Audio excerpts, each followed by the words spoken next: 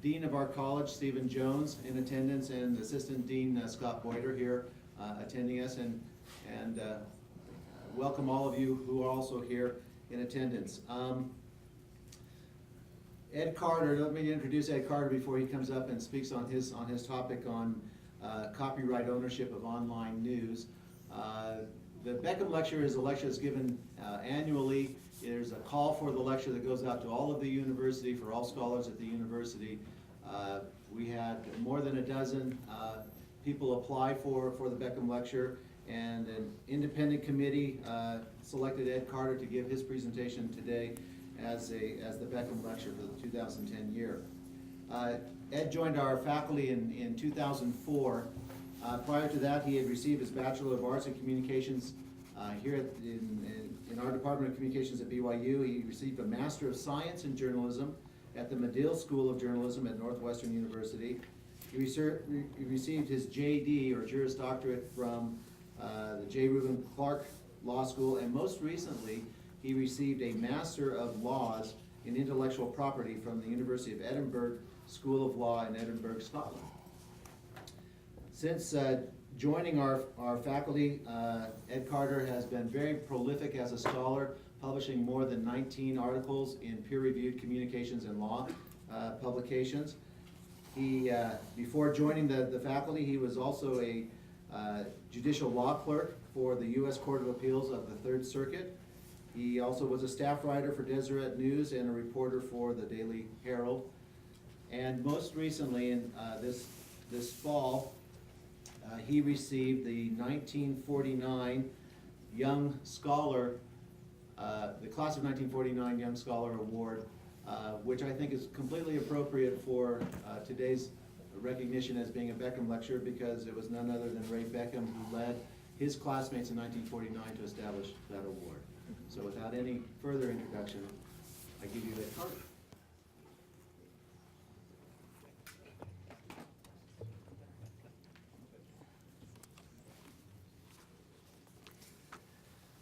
Well, thank you, Brad, and thank you, Kevin. I think I really needed that prayer, so I appreciate that.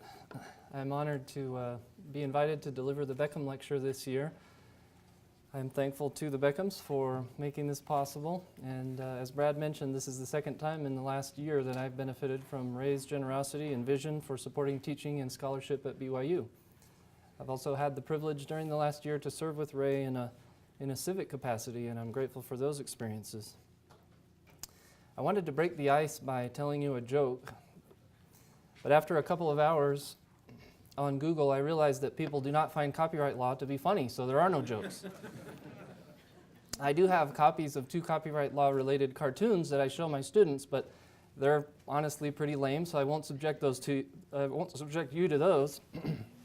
And I also do have a pretty funny letter that was written by Groucho Marx to Warner Brothers in the 1940s, after Warner Brothers warned the Marx Brothers not to make the film A Night in Casablanca because Warner Brothers owned Casablanca. The letter has become somewhat of a manifesto for free culture advocates in the current copyright wars. And I bring all this up because my searching for a joke about copyright law revealed that comedians, including Jay Leno, frequently make claims against each other, including in lawsuits, about stealing one another's jokes. And that reveals an attitude that troubles me a little bit about copyright law, and I wanted to talk about that, of course, in the context of online news. Before I do that, though, this is as close as I can get to a joke about copyright law. Last week I was in a lunch with some church magazine editors, and one of the editors said that IP stands not for intellectual property, but rather irrational paranoia. Well, it's old news for me to tell you that the news industry is in trouble. The traditional business model of local broadcast news organizations and newspapers is in crisis. And most of the news about news has to do with declining advertising revenues, layoffs of journalists, and even shutdowns of newspapers. As news contemplates its online future, there is another crisis that I think will have a major impact on the future of the news industry. Just as print newspapers, which arose at the conclusion of the 17th century in London, face a fundamental challenge due to the internet, so too does copyright law, which celebrates its 300th birthday in 2010. face some basic fundamental issues due to technology. Since the English Parliament adopted the Statute of Anne in 1710, the core of copyright law in the United Kingdom and the United States has been a government-granted monopoly right to reproduce creative expression. Today, however, the very notion of a government-approved monopoly right to make copies of creative expression no longer makes sense in many contexts. I'd like to make 4 brief points about this before getting into the core of the discussion about the problems facing the news industry due to technology. First, the elimination of copyright formalities has led to what I believe is a perhaps inappropriate culture or feeling about ownership. And I think this can be overly restrictive. When the United States finally joined the Berne Convention in 1989, it became clear that registration and other formalities were not required for one to own a copyright in a piece of creative expression.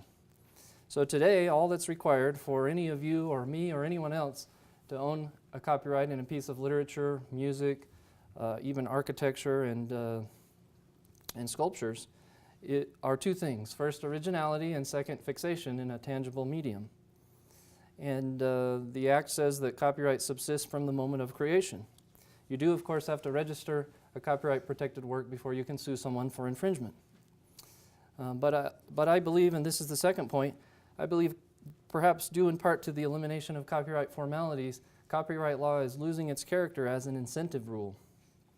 The stated constitutional purpose of copyright law in the United States is to promote the progress of science and useful arts, not to lock up language, music, and culture behind walls of intellectual property ownership, not to enrich large corporations, and not even to reward the creators of expressive content. The limited monopoly of copyright law's exclusive economic right is designed to fulfill the utilitarian function of benefiting society by providing an incentive for the creation of more expression. Today, however, corporate lobbying has convinced Congress to transform copyright law into a cash cow for large corporations, while largely disregarding interests in free flow of information and cultural expression. Second, a prohibition on unauthorized copies is no longer realistic or even desirable in many contexts.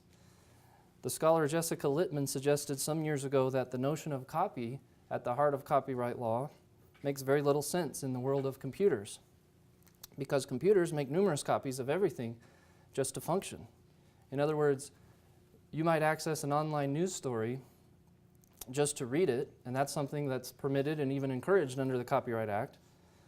Or you might access an online news story to copy portions of it and comment on it on your blog, and that's something that's permitted under the doctrine of fair use. But your computer may have technically violated the Copyright Act against the Copyright Act prohibition against unlicensed reproduction by virtue of the mechanical processes inherent in making the work available to you. Third, the application of current copyright law to certain new technologies leads to what can be absurd results and the undermining of legitimacy. For example, a Minnesota woman named Jamie Thomas was held liable in 2009 for $1.92 million for merely making available 24 copyright-protected songs through a peer-to-peer file-sharing network. The federal district court judge presiding over the trial did not require the plaintiffs, the music record industry, to prove that any of the songs had actually been downloaded from Thomas's computer by anyone else over the network. Later, the $1.92 million jury award was reduced to $54,000 by the trial judge, and recently Thomas refused the music industry's offer to settle for $25,000. The news crisis and the copyright law crisis have combined to wreak havoc for news organizations publishing on the internet. Just as copyright law faces challenges from technology, so too does the news industry. First, online advertising revenues are low. The Newspaper Association of America reports that only about 5% of newspapers' ad revenue comes from their online editions. Advertisers simply are not willing to pay big dollars for online ads like they used to do, and still do to some extent, for print display ads, largely because online readers focus their attention literally only for seconds at a time.